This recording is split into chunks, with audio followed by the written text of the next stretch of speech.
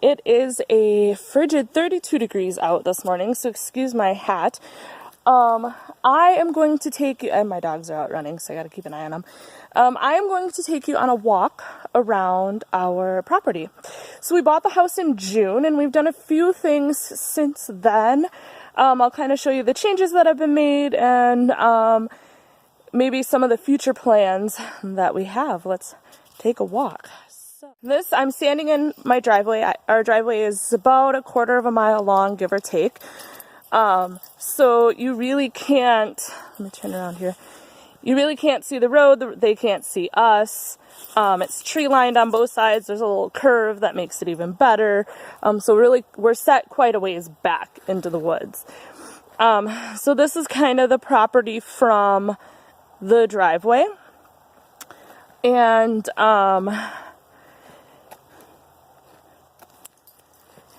I'm decorated for Halloween, so excuse my decorations. But this is kind of the first open clearing here that we have. You can see our wood pile back there from all of the trees that we fell earlier this summer. That's our garage, of course, the house. So this mess over here that was under the tree was a rock pile, and we have several of these giant rock piles around the house, around the property, and then just several really big rocks, kind of like that one just stuck in the ground that we have to work around. Those rocks we actually took and turned into a burn pit over here. This is kind of the back area. That's the trail that one of the many trails that the previous owners had cut for us, going back into the back 60 acres of the property. Our home sits on an acre or two.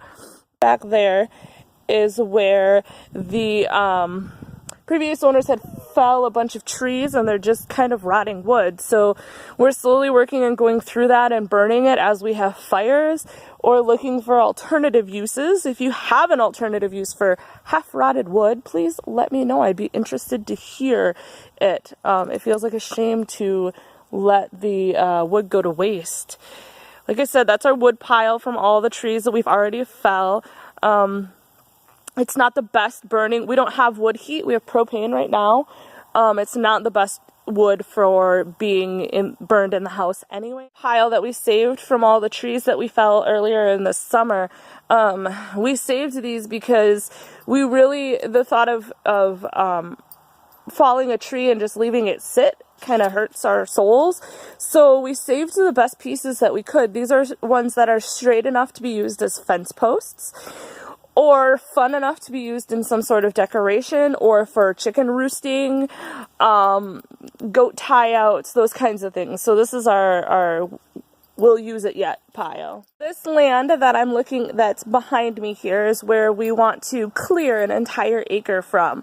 We want to start clearing that this winter, so by spring, most of the trees have been fell and disposed of, obviously depending on how much snow we get.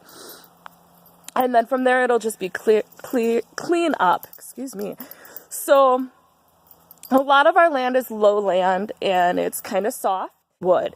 We want to clear out this acre because we're hoping that we can, that we just want to see what time and sunlight will do for the land. Give us an idea of what we can do with the rest of the 60 acres that we have. The cove that was made by the previous owners. There's my dog Jeannie. We have our van that we don't drive anymore parked back here, and our trailer of garbage. The house came with propane heat, and we plan on using that for the next few years until we can get a wood stove put in the house. That's our plan, is to put a wood stove in. It's going to take some time though, just because we don't have space for one right now, so we'll have to do an extension on the house in order to be able to use a wood stove.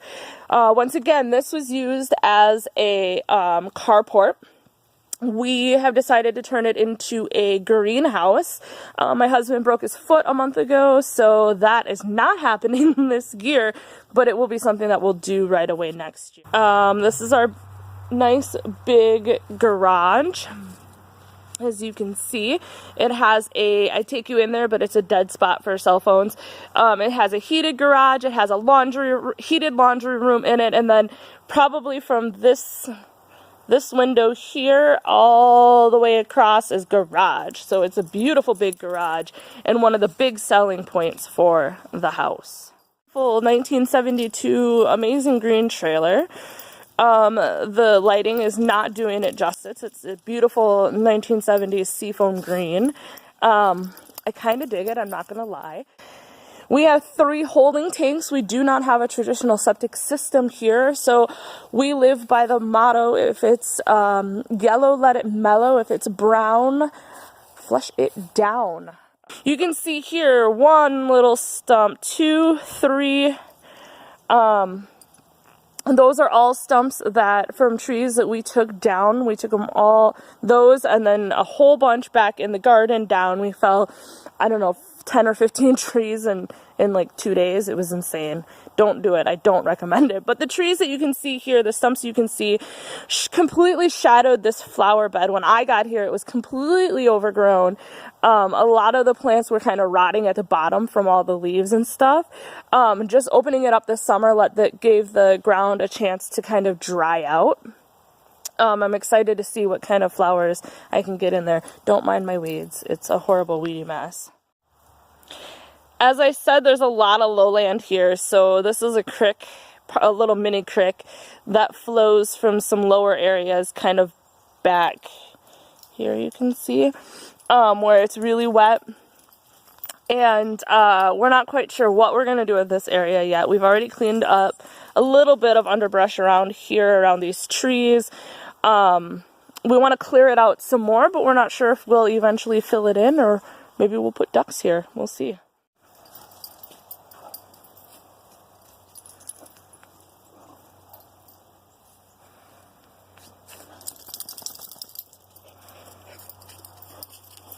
So this is my beautiful garden, and this was another huge selling point for this, seeing that it's already fenced in.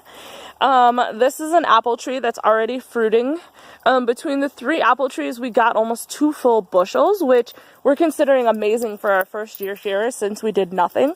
We're hoping to maybe be able to knock it up to 3 bushels next year when, after we've trimmed and kind of fertilized and helped the trees a little bit.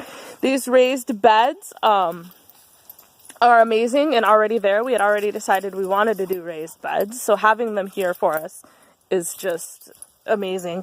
I tried to do some winter lettuce this year just to see. I planted it in August and it was too late for it to grow to full maturity.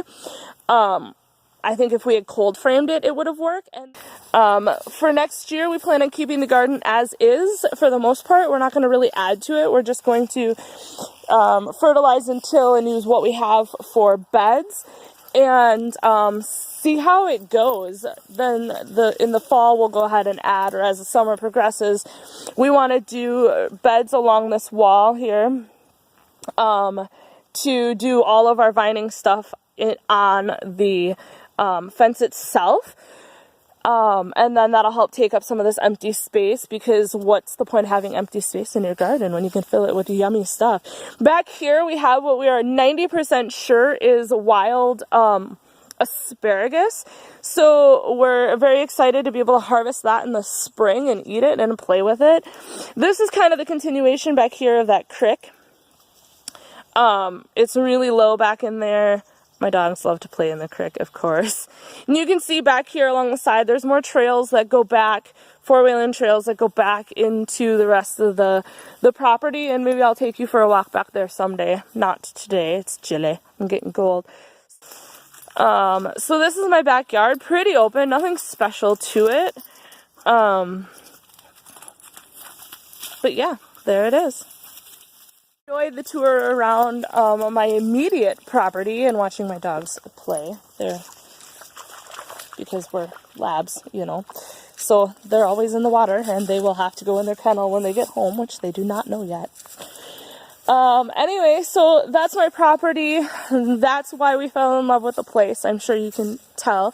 It's a beautiful setup for beginning homesteaders because it has everything we kind of need in a basic raw form that we can turn into our own. So, yeah, thanks for watching. Leave me a comment, and we'll see you next time.